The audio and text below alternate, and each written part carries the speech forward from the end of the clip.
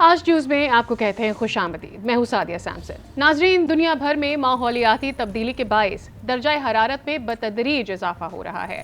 سائنسدانوں نے متنبع کیا ہے کہ زمین کو موسمیاتی تبدیلی کے باعث ہونے والی تباہی سے بچانے کے لیے فوری اقدامات لینے کی ضرورت ہے۔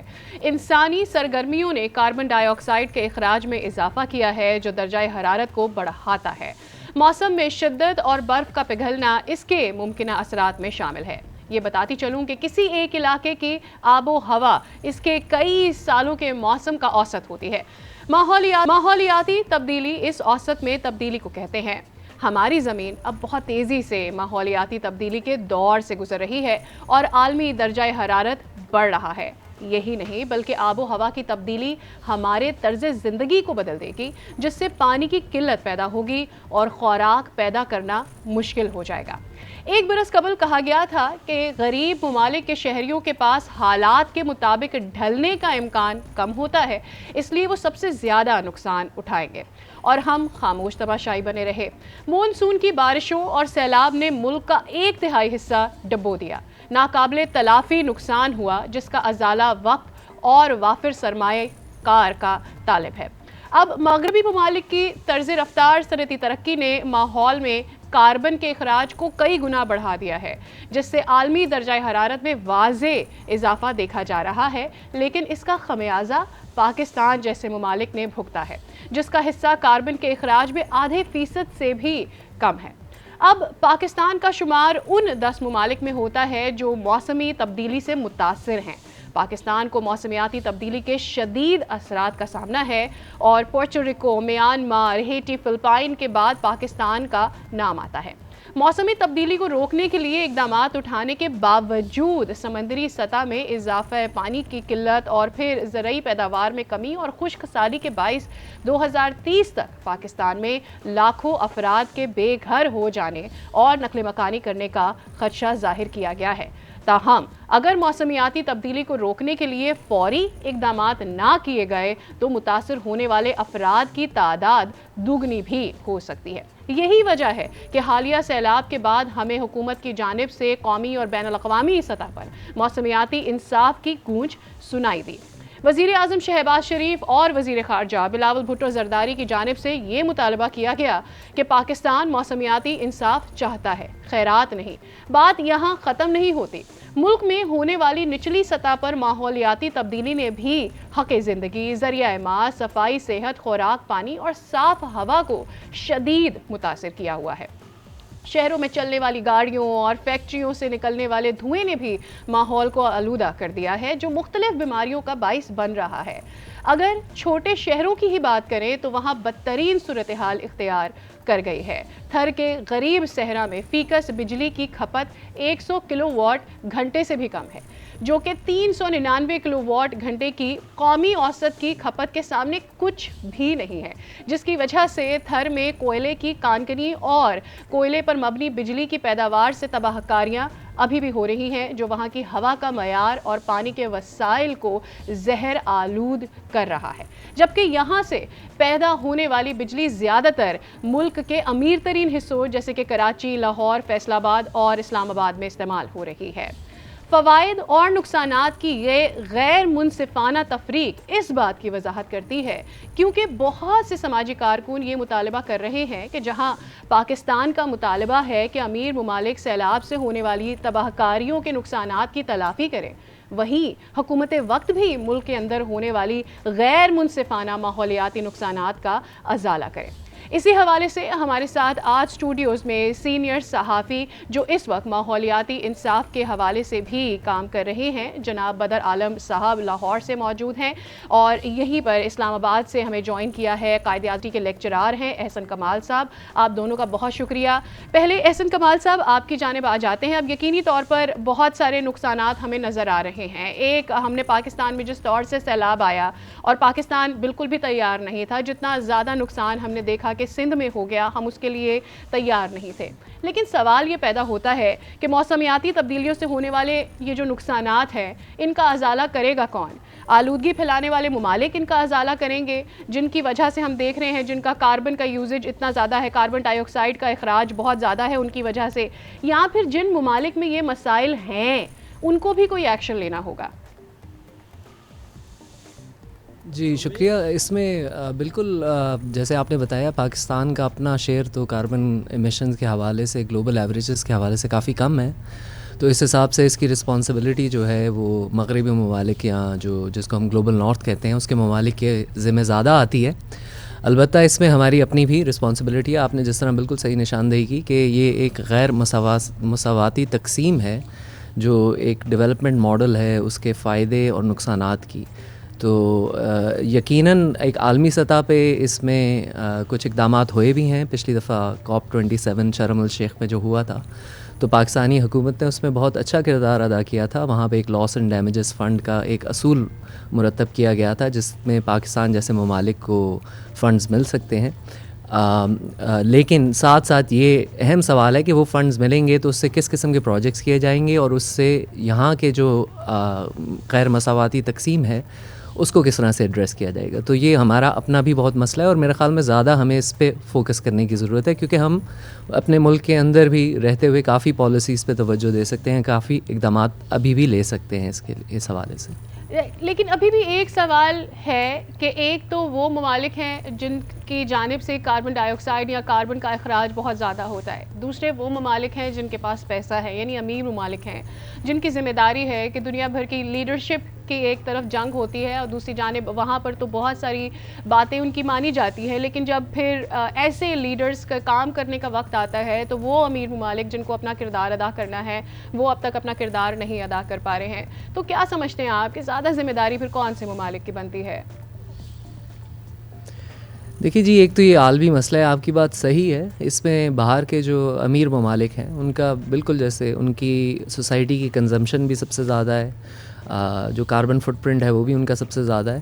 میں ایک خبر سن رہا تھا کہ ابھی ناروے میں سال کے 3 مہینے گزرنے کے بعد ایک وہ آف شوٹ پوائنٹ ہوتا ہے وہ انہوں نے اچیو کر لیا ہے کہ بھئی ہم نے اب سال میں جو سسٹینیبل ذرائع کا استعمال تھا وہ ہم نے پہلے 3 مہینوں میں مکمل کر لیا. تو ان کے کنزمپشن کی زیادہ ہونے کی وجہ سے ہمیں اس کے نقصان تو ڈیفینیٹلی بھرنا پڑ رہا ہے. اور اس میں خیر وہ ممالک بھی ہیں اور ان کی کمپنیز بھی ہیں, مطلب گلوبل کمپنیز جو ہیں آئل کمپنیز ہیں ان کے ریکارڈ پروفٹس چل رہے ہیں. تو وہ کلائمیٹ چینج پہ واقعی بیانیہ تو بہت دیتے ہیں, اس پہ اقدامات کم ہوتے ہیں. لیکن ہمیں بھی جیسے میں نے کہا کہ ہمیں بھی اس کی ضرورت ہے کہ ہم کیا اقدامات دے رہے ہیں. ہم رینیوبل انرجیز کی طرف جا رہے ہیں, ہم انرجی ایفیشنسی کی طرف جا رہے ہیں. ہماری جو کاربن سیکوسٹریشن یعنی کلائمیٹ سے کاربن پکڑنے کی کیپیبلٹی ہے جو کہ ہمارے درخت ہیں, مینگرووز ہیں, ویٹ لینڈز ہیں, ان کو کس طرح سے ہم پروٹیکٹ کر رہے ہیں یا ان کو تباہ برباد کر رہے ہیں. تو یہ کافی گہرا مسئلہ ہے اور یقیناً اس کی امیر ممالک کی ذمہ داری ہے, لیکن ان کی ذمہ داری کا ہم انتظار تو نہیں کر سکتے. اس میں ایک دو اور چیزیں بھی ہیں, میں مختصر بتا سکتا ہوں کہ یہ سب سے بڑا مسئلہ یہ ہے کہ جن ممالک میں کلائمیٹ کے اثرات سے بچنے کے لیے, موسمی تبدیلی کے اثرات سے بچنے کے لیے جن کی سخت ہے وہ سب سے زیادہ اس پہ مطلب نقصان دے رہے ہیں. تو پاکستان جیسے ممالک میں ان فنڈز کی بہت ضرورت ہے. اب پرابلم یہ ہے کہ فنڈنگ کے جو ماڈلز ہیں اس میں زیادہ تر قرضے والی فنڈنگ ہے, اور قرضے والی فنڈنگ کے تو ہم پہلے ہی اس میں جکڑے ہوئے ہیں. تو ہمیں جہاں اپنے پروسیجرز بہتر کرنے کی ضرورت ہے اس طرح سے یہ جو قرضے لیے گئے ہیں اس کے نتیجے میں کیا تباہی مچی ہے ان سب چیزوں کو بھی ریوزٹ کرنے کی ضرورت ہے. اور عالمی گلوبل کمیونٹی کا اس میں بہت بڑا کردار ہے جو اس کو ادا کرنا پڑے گا. ٹھیک ہے, لیکن اہم بات یہ بھی ہے نا حسن صاحب کہ اب جو وقت گزر رہا ہے ہم فنڈ کے لیے انتظار کرتے ہیں, فنڈ ہمیں ملتا ہے, سندھ میں جتنا نقصان ہوا ہے اس سے یہاں پر مدد حاصل کر لی جائے گی. لیکن آنے والا وقت یقینی طور پر پاکستان کے لیے جس طور سے گلیشیئرز پگھل رہے ہیں, جس تیزی سے اور جس طور سے سیلاب آ رہے ہیں, ایسا لگتا ہے کہ یہ یقینی طور پر ہمارے لیے بہت اہم ہے کہ ہم جلد از جلد ایکشن لیں اور پھر انتظار نہ کریں کہ آگے کیا نقصان ہو سکتے ہیں تاکہ اپنی عوام کو ہم بچا سکیں. آپ کا خود کیا آبزرویشن ہے, کیا دیکھا ہے آپ نے کہ کام جس طور سے ہو رہا ہے, جس تیزی سے پاکستان میں ہو رہا ہے, کیا وہ آنے والے وقت میں ہماری عوام کے کام آئے گا, ان کے لیے ٹھیک ہوگا, یا ابھی ہم نے ایسا کوئی بھی انیشیٹو نہیں لیا ہے؟ اس طرح تو نہیں کہا جا سکتا کہ کچھ بھی انیشیٹو نہیں لیا، لیکن جتنے بھی لیے ہیں وہ ناکافی ہیں. اور مسئلہ یہ ہے کہ اب اس میں 3 قسم کی چیزیں ہم کر سکتے ہیں. ایک تو ہم رینیویبلس کی طرف شفٹ کر سکتے ہیں. تو پاکستان میں جتنا ونڈ اور انرجی کا پوٹینشیل ہے اس کو ہم پوری طرح سے نا ایکسپلائٹ نہیں کر رہے. ہم تھرکول میں انویسٹ کر رہے ہیں، کول پاور پلانٹس لگا رہے ہیں. اس کے علاوہ ایک جو ہائیڈرو پاور میں انویسٹ کر رہے ہیں. تو ہائیڈرو پاور میں انویسٹ کرنے کا مسئلہ یہ ہے کہ وہاں سے پھر جو کلائمیٹ چینج کا پاکستان میں سب سے بڑا مسئلہ ہے وہ پانی کی شکل میں، لائک دا مین ڈیزاسٹر از کبھی پانی کی قلت ہوگی، کبھی بہت زیادہ پانی آ جائے گا سیلاب کی شکل میں. تو جو پرانے ماڈلز ہیں ہائیڈرو پاور کے، جس طرح سے وہ بنتے ہیں، ان سے کانفلکٹ پڑتا ہے پانی کے دوسرے یوزز میں اور ریور کی ایکالوجی میں. تو اس میں بھی ہم جو اقدامات لے رہے ہیں وہ ہم مزید تباہی کی طرف جا رہے ہیں. تو ہمیں لانگ ٹرم پالیسی بنانے کی ضرورت ہے، اور اس میں جو اپنے نیچرل سسٹمز ہیں ان کو ریوائیو کرنے کی ضرورت ہے، اور اپنی اکانومی کو ان سے جوڑنے کی ضرورت ہے، بجائے اس کے کہ بڑے بڑے ٹھیکوں کے چکروں میں آپ بڑے بڑے میگا پروجیکٹس اس طرح کے بناتے رہیں جن کا فائدہ عوام کو کم ہے اور جن کو نقصان زیادہ ہو رہا ہے وہ سفر کر رہے ہیں. اور تو وہ جیسے تھر کے عوام ہیں، وہ جیسے گوادر کے ہیں، جو گلگت بلتستان میں لوگ بیٹھے ہوئے ہیں، بلوچستان میں جو پیریفریز کے لوگ ہیں وہ اس سے بہت زیادہ سفر کر رہے ہیں. تو یہ بہت ضروری ہے کہ ابھی ہم ایک میجر شفٹ لیں towards wind and solar, and we focus on water efficiency. Pakistan کے جو واٹر سسٹم ہے اس کی ایفیشنسی کی طرف زیادہ فوکس کریں، بجائے اس کے کہ بڑے بڑے انفراسٹرکچر وہ بھی ڈیپٹ لے کے، قرضہ لے کے، جس کی ہماری اکانومی میں بالکل بھی گنجائش نہیں ہے، اس پہ عمل کریں. دوسرا، جیسے آپ نے عالمی جو امیر ممالک کی ذمہ داری کی بات کی یا عالمی اداروں کی ذمہ داری کی بات کی، تو یہ بہت زیادہ جو پروجیکٹس ہیں یہ ان کے قرضوں سے بنے ہیں. تو ہمیں ان کی ڈیپٹ کینسلیشن کی بھی کیمپین چلانی چاہیے کہ ان پروجیکٹس کی وجہ سے جو تباہی مچ رہی ہے اس کے لیے ان کی بھی ذمہ داری ہے. تو اس کی ڈیٹ کینسلیشن کی بھی بات ہمیں اٹھانی چاہیے اس پر.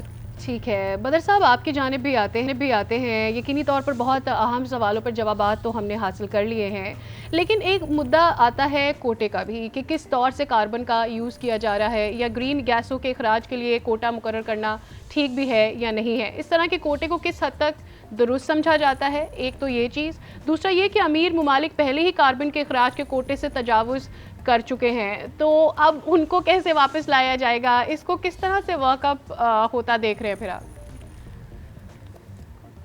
دیکھیں، آدھا سوال تو آپ نے خود ہی جواب دے دیا ہے کہ جو جی بدر صاحب آپ کی آواز ہم تک آ رہی ہے. چلی گئی ہے. جی بدر صاحب آپ کی آواز ہم تک ٹھیک سے آ رہی ہے. اگر آپ ہمیں سن سکتے ہیں تو آپ کنٹینیو کیجئے گا اپنے جواب کو. ٹھیک ہے جی، مجھے آپ کی آواز نہیں آ رہی تھی درمیان میں. I'm really sorry for that.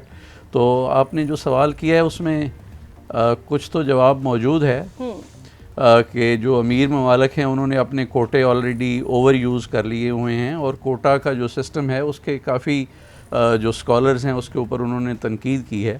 اور اس کا یہ بھی تنقید خاص طور سے جو ترقی پذیر ممالک ہیں یا غریب ممالک ہیں ان کی طرف سے یہ تنقید سامنے آتی ہے کہ آپ نے خود تو سارے کوٹے اوور یوز کر کے اپنے آپ کو ترقی یافتہ بنا لیا، اور جب ہم ترقی کرنے کی طرف جا رہے ہیں تو آپ ہمارے اوپر ریسٹرکشنز لگا رہے ہیں. مگر یہ جو کوٹا سسٹم ہے سارے کا سارا، یہ اس سارے ماحولیاتی انصاف کے معاملے کو، کلائمیٹ جسٹس کے معاملے کو بہت ہی ایک محدود طریقے سے دیکھتا ہے. یہ صرف یہ سمجھتا ہے کہ کاربن ایمیشنز کو ان کو کسی کوٹا سسٹم میں تقسیم کر دینے سے، کسی ملک کو کم کوٹا کرنے سے، کسی ملک کا زیادہ کوٹا کرنے سے یہ شاید ٹھیک ہو جائے گا. مگر ایسا ہے نہیں. جو پہلے نقصان ہو چکا ہے اس کی کسی نہ کسی طرح سے تلافی کرنا بہت ضروری ہے، اور جو اس نقصان کی وجہ سے کمیونٹیز انڈینجر ہو چکی ہیں، جو ممالک انڈینجر ہو چکے ہیں، ان ممالک کی کنسیڈریشنز کو اس میں لے کے آنا بہت ضروری ہے. تو آپ کوٹا مقرر کرتے رہیں، مگر کوٹا مقرر کرنے کے ساتھ ساتھ آپ کو یہ بھی دیکھنے کی ضرورت ہے کہ کیا اس کوٹا سسٹم کی بنیاد پہ جو ماحولیاتی انصاف کا نظام ہے وہ پہلے سے بھی کہیں زیادہ خراب تو نہیں ہو جائے گا. پہلے ہی امیر ممالک اس طرح سے چلا رہے ہیں پوری دنیا کی معیشت کو کہ ساری جو انہوں نے گندی اپنی فیکٹریاں ہیں وہ غریب ملکوں میں لگا دی ہیں. سارا جو ان کی معیشت کا جو ایک طرح سے پروڈکشن کا اور کنزمپشن کا جو پولیوشن ہے اور جو اس طرح کے مسائل ہیں وہ سارے کے سارے غریب ملکوں کی طرف شفٹ کر دیے گئے ہیں.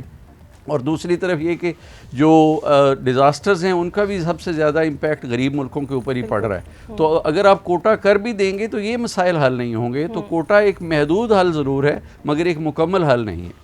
ٹھیک ہے، تو پھر کیا پاکستان پر بھی یہ جس طرح سے غریب ممالک پہ تمام تر اپنا جو کام ہے وہ کیا جا رہا ہے، فیکٹریاں یہاں لگا دی گئی ہیں، یہاں پر ماحولیاتی آلودگی مزید بڑھ رہی ہے، جہاں پر آلریڈی جو آپ بھی بات کر رہے ہیں کہ ہمیں ماحولیاتی تبدیلی کے اثرات اور بھی نظر آ رہے ہیں اور تیزی سے یہ بری کنڈیشن کی جانب جا رہے ہیں، ایسے میں کیا آپ نے اپنی آبزرویشن میں یہ محسوس کیا ہے کہ پاکستان میں بھی اس طرح کا کچھ کام چل رہا ہے؟ اور پھر اگر ہم بات کر لیتے ہیں کوٹے کی، تو پاکستان کے اندر کوٹے کی بنیاد پر کاربن کے اخراج کی منصفانہ تقسیم کیا ممکن ہے؟ دیکھیں یہ کوٹا کا جو سسٹم ہے اس کی تو کوئی بہت زیادہ میں سپورٹ نہیں کرتا، مگر اگر آپ پاکستان میں دیکھیں تو پاکستان میں آپ کو یہ صاف نظر آتا ہے کہ اس وقت پاکستان کی جو حکومت ہے وہ باہر کے فورمز پہ جا کے کہہ رہی ہے کہ آپ کی جو کلائمیٹ کی چینج کی اندر کنٹریبیوشن ہے، خاص طور سے امیر ممالک کی، اس کی وجہ سے ہمارے ہاں سیلاب آ رہے ہیں، ہمارے ہاں ڈراؤٹس آ رہے ہیں، ہمارے ہاں موسم تبدیل ہو رہے ہیں، ہمارے ہاں فصلوں کو نقصان ہو رہا ہے، ہماری کمیونٹیز جو ہیں وہ برباد ہو رہی ہیں، تو آپ ہمیں لاسز اور ڈیمیجز جو ہمارے ہو رہے ہیں ان کے لیے کمپنسیٹ کریں، ان کے لیے پیسے دیں۔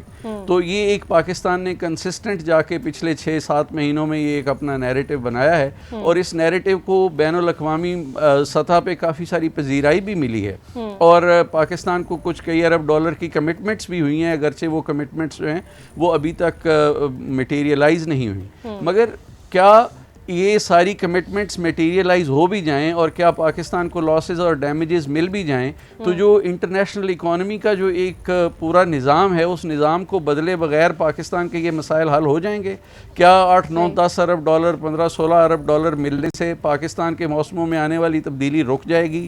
کیا پاکستان میں جو فصلوں کے اوپر نقصانات آ رہے ہیں، جو کمیونٹیز ڈسپلیس ہو رہی ہیں، کیا یہ ان 15-16 ارب ڈالر کی کمپنسیشن ہمیں ملنے سے ان کا کچھ ہو سکتا ہے؟ میرا خیال ہے کہ یہ جو رقم ہے یہ تمام کی تمام جو ہے وہ گلیشیئرز کو میلٹ ہونے سے نہیں روک سکتی، یہ سمندروں کے سطح میں اضافے کو نہیں روک سکتی، یہ ہماری فصلوں کو پہنچنے والے نقصان کو نہیں روک سکتی، تو اس لیے ہمیں کسی اور پیرائے میں اس کو دیکھنا ہے، کسی اور طریقے سے اس کو حل کرنا ہے، محض اس کے لیے جا کے باہر کے ملکوں سے پیسے مانگ لینا اور لاس اور ڈیمیجز کی بات کرنا کافی نہیں ہوگا۔ دوسری اس میں اہم بات یہ ہے کہ ہم پاکستان اور دوسرے ملکوں کے حوالے سے تو مانگ رہے ہیں کہ ہمارے ساتھ انصاف کیا جائے، آپ کی حرکتوں کی وجہ سے ہمارے ملک کا موسم خراب ہو رہا ہے، ہمارے ملک کی فصلیں خراب ہو رہی ہیں، سیلاب اور ڈراؤٹ آ رہے ہیں، مگر یہ نہیں ہم کہتے کہ ہمارے اپنے ملک کے اندر کیا ہو رہا ہے۔ مثال کے طور پہ اگر آپ دیکھیں تو اس پچھلے سال کے آنے والے سیلاب میں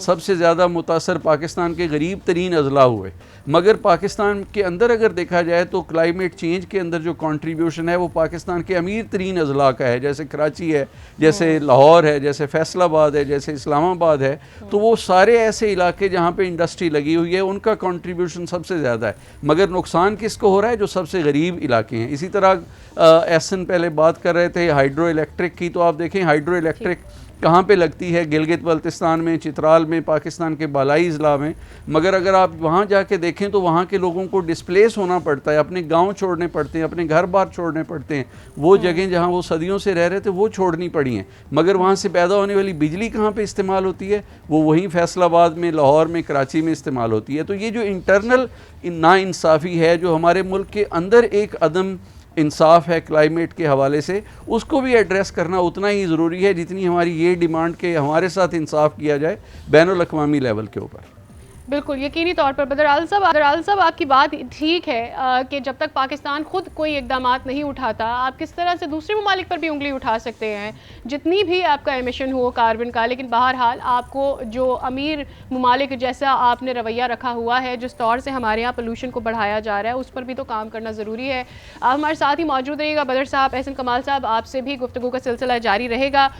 جس طرح سے آپ نے خود بھی ذکر کیا کہ جو کاربن کا اخراج ہم اپنے ملک میں ہی دیکھ رہے ہیں، جس طرح سے ہم پولیوشن کو بڑھا رہے ہیں اپنے ملک میں ہی، اس کو بھی تو درست کرنے کی ضرورت ہے۔ اور ایسے میں اپنے ویورز کو یہ بھی بتا دوں کہ کراچی کے جو بن قاسم ٹاؤن کی لٹھ بستی ہے، یہاں پر کوئلے سے چلنے والی بجلی جو گھر ہے وبال جان بن گئے ہیں۔ پاور پلانٹ کے دھوئیں سے ہزاروں علاقہ مکین وبائی امراض کا شکار ہو رہے ہیں۔ اس کی تفصیلات آپ کو دکھاتے ہیں قاضی آصف کی رپورٹ پر۔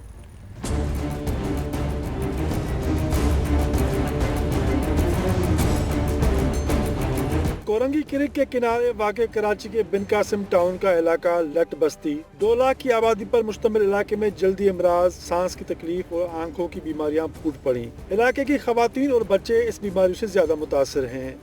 ये पावर हाउस जो बनी है ना, यहाँ हवा बहुत लगती है, हम बच्चे बुरे बीमार हो जाते हैं और हमारी भी हालत ख़राब हो जाती है, खांसी हो जाती है, पता नहीं क्या बुखार भी हो जाता है। इलाके से मुत्तसिल कोयले से चलने वाले पावर प्लांट की चिमनी से निकलने वाला गर्दो गुबार घरों को अपनी लपेट में ले लेता है। हमारा गोठ लटबस्ती है और इसके साथ ही जो कोयले का जो बिजली घर बना है, इसकी वजह से हमारे यहाँ बड़े छोटे औरतें मर्द सब सीने का जो इन्फेक्शन है, फेफड़ों की बीमारी, उसमें इन्वॉल्व हो गए। मेहरबानी करके हमें हमारे गोठ से इसको हटाया जाए दूर। इलाके में कायम डिस्पेंसरी के डॉक्टर का कहना है कि अक्सर मरीज शदीद बुखार, खांसी, सांस में तकलीफ, आंखों और जिल्द की इमराज की शिकायत के साथ आते हैं। पेशेंट आते हैं वो LRTI lower respiratory tract infection के हमारे आते हैं, लमोनिया के केसेस हमारे पास आते हैं बहुत ज़्यादा। स्किन डिजीज़ के हमारे पास मोस्ट कॉमन है, फंगल इन्फेक्शन कॉमन है। जो एस्थमा के जो पेशेंट है वो एग्रीवेट हो रहे हैं इसके साथ। हुकूमत सिंध का महकमा माहौलियात इस हवाले से अपना मौक़िफ़ देने को तैयार नहीं।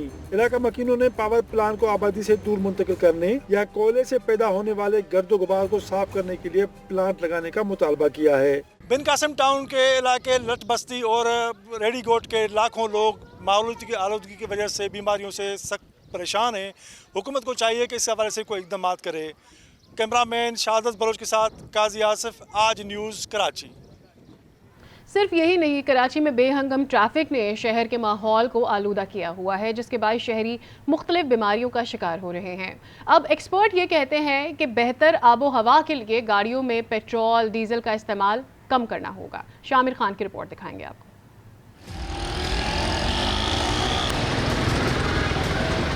आलूदगी की तमाम इकसाम में सबसे ज्यादा खतरनाक फिजाई आलूदगी है, जिसमें कराची जकड़ा हुआ है।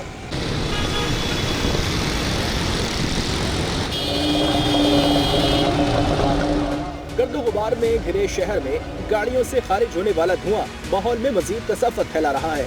कराची में लाखों गाड़ियां और मोटरसाइकिलें सड़कों पर दौड़ती नजर आती हैं। इनसे निकलने वाला धुआं फिजा को आलूदा कर रहा है। डीजल से चलने वाली पुरानी बसें आज भी शहर की सड़कों पर नजर आती हैं। ट्रैफिक के इस बेहंगम सूरत हाल को बेहतर करने के लिए कोई जामे पॉलिसी नजर नहीं आती, न ही माहौलियाती इदारे इस पर कुछ करते नजर आते हैं। दुनिया भर में हर साल नेचुरल हैजर्ड से जितनी कैजुअलिटीज़ होती हैं, उसमें सबसे ज़्यादा कंट्रीब्यूशन पोल्यूशन का ही है। यानी पोल्यूशन से ही ज़्यादा मौत होती है। सांस की प्रॉब्लम होती है, लंग्स की प्रॉब्लम होती है, अस्थमा के जो मरीज़ होते हैं उनको प्रॉब्लम होती है, और ग्रेजुअली ये आपकी हेल्थ को डिटेरियोरेट करती है पोल्यूशन। आलूदगी के सबब शहरियों को मुख्तलिफ बीमारियों का भी सामना है। डॉक्टर कैसर कहते हैं कि हालिया दिनों में सांस के अमराज में मुब्तला मरीजों की तादाद में इजाफा हुआ है। नाक की एलर्जी, गले की खराश, साइनस की इश्यूज हैं, जो आवाज़ का बैठ जाना है, नरखरे की प्रॉब्लम, फिर सांस की नाली का इशू, फेफड़े का प्रॉब्लम जिसमें कि बहुत कॉमन दम्मा है। ये केसेस 5 साल पहले जितने थे उसमें तकरीबन 40 से 50% उसमें इजाफा हो गया है। माहिर माहौलियात यासिर हुसैन कहते हैं ईंधन के मुतबादिल ज़राए इस्तेमाल करना होंगे। डेवलपमेंट का जो मॉडल था वो ऑयल और पेट्रोलियम और फॉसिल फ्यूल्स पे बेस्ड था, तो वो सिस्टम जो है ना अब अनहेल्दी समझा जाता है, यानी कि ये बहुत ज़्यादा पोल्यूटिंग है। अब हम उसको क्यों कॉपी करते रहे, हम क्यों ना जो क्लीन एनर्जी, क्लीन एयर की तरफ उन स्टैंडर्ड्स को अडॉप्ट करें। Carbon dioxide, carbon monoxide, nitrogen oxide, ईंधन से खारिज होने वाले बुखारात, सल्फर डाइऑक्साइड और हाइड्रोकार्बन जैसी गैसेस कराची की फिजा में फैली हुई हैं। सूबाई हुकूमत शहर की इस बदतरीन आलूदा सूरत हाल पर अभी तक कोई जामा और मौसर पॉलिसी नहीं बना सकी। कैमरामैन शहादत बलोच के साथ शामिर खान, आज न्यूज़, कराची। रिपोर्ट आपने मुलाहिजा की। माहौलियाती आलूदगी के हवाले से हमारा खुसूसी प्रोग्राम इस वक्त जारी है। हमारे मेहमानों से गुफ्तगू का सिलसिला भी आगे बढ़ाएंगे, लेकिन यहाँ पे वक्त हो गया एक ब्रेक का। आप हमारे साथ ही रहिए।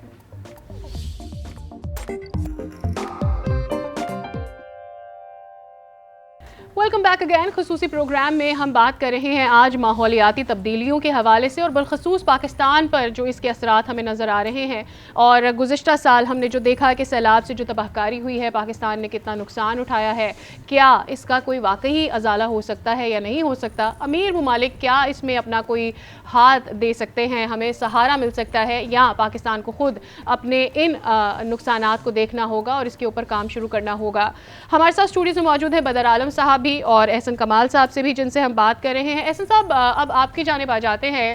عالمی سطح پر ماحولیاتی تبدیلیوں سے نمٹنے کے لیے جو حکمت عملی اپنائی جا رہی ہے, جیسے کہ تخفیف ہے, موافقت ہے یا پھر معاوضہ ہے, موسمیاتی مسئلے کو حل کرنے کے لیے کس حد تک آپ سمجھتے ہیں کہ یہ کافی ہے؟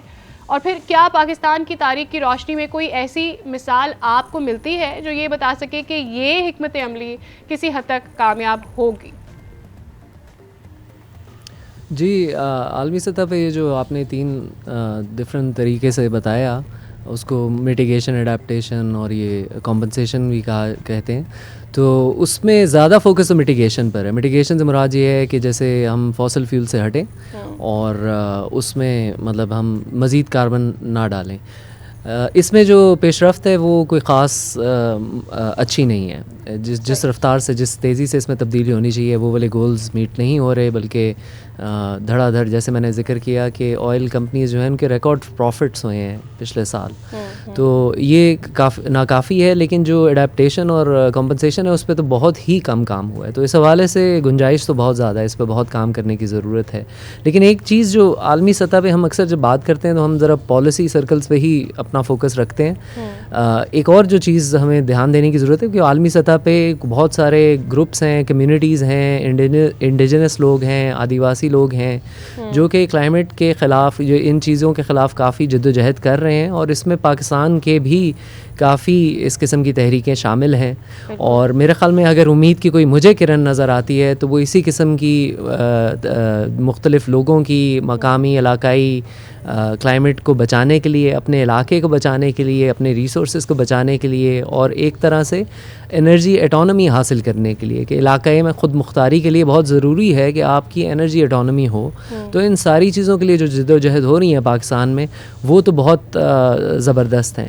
اور اگر پالیسی کے حوالے سے دیکھیں بڑے سرکل سے, تو ابھی یہ پچھلے سال ہی لیونگ انڈس کے نام سے ایک انیشیٹو لانچ ہوا ہے. اس میں کافی انٹرسٹنگ اور اچھی باتیں ہیں, لیکن اس پہ کیا عمل درآمد ہوگا اور اس قسم کی مقامی کمیونٹیز کو شامل کر کے اس میں عمل درآمد ہوگا, تو یہ ابھی ایک سوال ہے. اور جو پرانا تجربہ ہے اس سے تو لگتا ہے کہ ایسا نہیں ہوگا. تو میرے خیال میں ایک جو امید کی کرن مجھے جو نظر آتی ہے وہ اس قسم کی مقامی تحریکیں ہیں, اور ان سے جڑنا اور ان کو پالیسی کے پروسیسز میں شامل کر ہر لحاظ سے ان کو آگے کرنا, ان کی رائے لینا. کیونکہ عالمی سطح پہ کلائمیٹ چینج کا اگر کسی نے علم اٹھایا ہوا ہے تو وہ ایسے ہی گروپ کمیونٹیز ہیں, ایسے ہی ایکٹیوسٹ ہیں.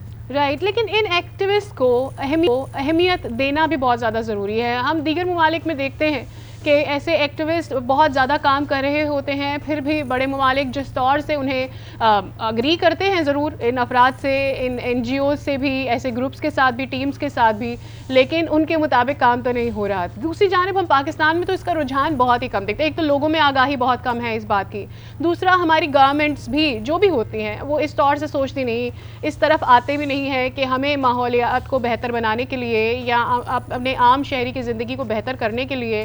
آپ نے کچھ دیر پہلے رپورٹ بھی ملاحظہ کی ہوگی کہ اب یہ جو اس طرح کی ڈیزیز ہیں, جو الرجیز ہیں, وہ ہمیں لوگوں میں زیادہ نظر آتے ہیں. دمے کے مریضوں میں اضافہ ہوتا چلا, بالخصوص کراچی کی صرف اگر ہم بات کر لیتے ہیں تو آپ کی اپنی جو گورنمنٹ ہوتی ہے اس کا بھی تو اس طرف رجحان ہونا بہت ضروری ہے, اور ان کا سپورٹ کرنا ایسے ایکٹیوسٹ کو یا ان ٹیمز کو.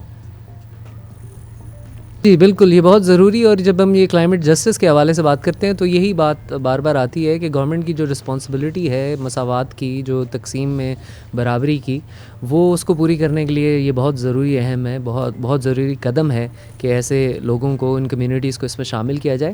تو میں اس کی یہ مثال تھوڑی سی اگر دوں کہ جیسے میں نے لیونگ انڈس کا ایک انیشیٹو کی بات کی, جس کا مطلب یہ ہے کہ پاکستان میں جس طرح سے پانی پہ اثرات آ رہے ہیں سیلاب سے, خشک سالی سے, اس لحاظ سے ہمیں ایک دریا کو, انڈس سسٹم سسٹم کو ریوائیو کرنے کی ضرورت ہے. تو اس کو پالیسی لیول پہ اکنالجمنٹ ملی ہے, لیکن اس پالیسی سے بہت پہلے پچھلے 20-30 سالوں سے انڈس ڈیلٹا کے جو باسی ہیں اس میں بہت زیادہ ڈفرینٹ گروپس ہیں. فشر فوک فورم ہے, سندھو بچاؤ ترلا ہیں, یہ تونسا کے پاس, یہ کافی تنظیمیں ہیں جنہوں نے بہت عرصے سے اس پہ بہت جد و جہد کی ہے, اور عالمی سطح پہ بھی جو تنظیمیں اس پہ کام کر رہی ہیں ان کے ساتھ جڑے ہیں اور اس بات کو ہائی لائٹ کیا ہے. تو اسی ہائی لائٹ کرنے کی وجہ سے یہ چیزیں آئی ہیں. تو آپ کی بات صحیح ہے کہ گورنمنٹ کو بھی اس میں زیادہ گنجائش بنانے کی ضرورت ہے, لیکن ایک طرف سے ہماری جو عام جو پولیٹیکل پرسیپشن ہے, جو جنرل پرسیپشن ہے ان معاملات کے بارے میں, ان میں اکثر ہم اس قسم کی موومنٹس کو, اس قسم کی تحریکوں کو اگنور کر کے اپنا ہی نقصان کر رہے ہوتے ہیں, کیونکہ ایک فلاحی اور بہتری کی طرف جو راستہ ہے وہ ہمیں یہ لوگ بھی دکھا رہے ہیں. اور گورنمنٹ کو بھی پریشر انہی کو زیادہ سے زیادہ اسپیس دینے کے لیے مختلف ڈیسیجن میکنگ فورم پہ جب کوئی پروجیکٹ بن رہا ہے تو ان کی رائے لینا, اور اچھی رائے لینا, صرف خانہ پوری نہیں لیکن صحیح طرح سے ان کے ساتھ بیٹھ کے ان کی رائے لینا بہت ضروری ہے. جیسے تھرکول میں کے پروجیکٹس میں بالکل ایسا نہیں ہوا کہ جو تھر کے باسی ہیں ان کی رائے اس میں لی گئی ہو اور ان کے اوپر جو نقصان ہے, جس طرح آپ نے کراچی کی رپورٹ کا ذکر کیا, دمے کے مریض اور یہ سب کچھ, تو یہ ایک محتاط اندازے کے مطابق عالمی ادارے نے ایک تحقیق کی ہے کہ تھر میں جو اس کا لائف سپین ہے اس میں کم از کم 20,000 بیماری اموات جو ہیں وہ اس کے دھوئیں کی وجہ سے ہوں گی اگلے جو اس کی پروجیکٹ کی میعاد ہے, مدت ہے. تو یہ بالکل بہت اہم ہے کہ ایسی کمیونٹیز کو ہم ٹیبل پہ لائیں, ان کے ساتھ پالیسی سرکلز میں بالکل ان کو بنیادی اہمیت دی جائے, کیونکہ سب سے زیادہ کلائمیٹ کا افیکٹ جو ہے وہ انہی لوگوں پر ہے. ٹھیک ہے احسن صاحب. بدر صاحب آپ کی جانب آ جاتے ہیں. ہم بات کرتے ہیں کہ پاکستان کیا اقدام کر رہا ہے, جس طور سے ہم بار بار یہ بات کرتے ہیں کہ جتنا نقصان اس وقت ہم دیگر غریب شہروں میں دیکھتے ہیں, گاؤں دیہات میں دیکھ رہے ہیں, جس طرح سے وہاں پر انڈسٹریلائزیشن ہو رہی ہے, لوگوں کو جتنا نقصان ہو رہا ہے اس کی وجہ سے, اب تھر میں اگر صرف ہم بات کر لیتے ہیں کہ جو موسمیاتی انصاف کی فراہمی ہے اس کو یقینی بنانے کے لیے کس حد تک آپ متفق ہیں کہ وہاں پر بھی ضرورت ہے اقدامات کرنے کی؟ دیکھیں تھر میں تو بہت ہی شدید اس کی ضرورت ہے, کیونکہ وہاں سے ہمارا منصوبہ ہے کہ ہم اگلے جو 100 سال ہیں یا 200 سال ہیں وہاں سے کوئلہ نکال کے ہم بجلی پیدا کرتے رہیں گے. تو اگر ہم اگلے 100-200 سال تک وہاں سے کوئلہ نکالنے کا ہمارا پروگرام ہے, تو اس کا مطلب ہے کہ جو پہلے ہم بات کر رہے تھے کہ کاربن ایمیشنز کم کی جائیں گی, گرین ہاؤس گیسز کم کی جائیں گی, تو وہ کم تو نہیں ہوں گی. اگر ہم کوئلہ نکالتے رہیں گے اور اس سے بجلی بناتے رہیں گے تو یہ گرین ہاؤس گیسز تو نکلتی رہیں گی. تو اس لیے میرا یہ خیال ہے کہ تھر کے اندر ایک ایمرجنسی کی سی کیفیت ہے, اور اس ایمرجنسی کی کیفیت کو پالیسی میکنگ لیول کے اوپر بالکل کوئی توجہ نہیں دی جاتی, بلکہ اس کے بجائے یہ بتایا جاتا ہے کہ تھر بدل رہا ہے اور تھر بدلنے کی وجہ سے پورا پاکستان بدل رہا ہے. بالکل تھر بدل رہا ہے, تھر کی آبادی بدل رہی ہے, تھر کا کلچر بدل رہا ہے, تھر کی ہوا بدل رہی ہے, تھر کا پانی بدل رہا ہے, اور یہ ساری تبدیلیاں خرابی کی طرف جا رہی ہیں بجائے کہ بہتری کی طرف ہوں. مگر دوسری طرف آپ دیکھیے کہ ہو سکتا ہے جو بجلی وہاں پیدا ہو رہی ہو وہ جا کے لاہور میں, اسلام آباد میں, کراچی میں, بڑے بڑے شہروں میں وہ استعمال ہو, مگر تھر والوں کو اس سے جو کچھ مل رہا ہے وہ محض یہی چیزیں ہیں کہ ان کی صحت خراب ہو رہی ہے, ان کو ملنے والا پینے والا پانی جو ہے ان کا وہ خراب ہو رہا ہے, ان کی آب و ہوا خراب ہو رہی ہے.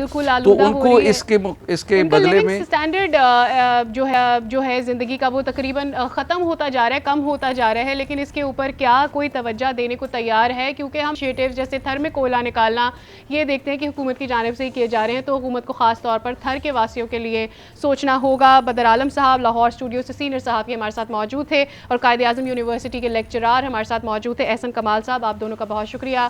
آج کے اس پروگرام میں ہم نے کوشش کی کہ اپنے عوام کو آگاہی دے سکیں ہم ماحولیاتی تبدیلی کے حوالے سے دنیا بھر میں امیر ممالک کا کیا رول ہے, اور پھر پاکستان کو کون سے ایسے اقدامات اٹھانا ہوں گے کہ یہاں پر اپنے عام آدمی کی زندگی کو بہتر بنایا جا سکے. امید کرتے ہیں آپ کو ہمارا آج کا پروگرام پسند آیا ہوگا. دیکھتے رہیے آج نیوز.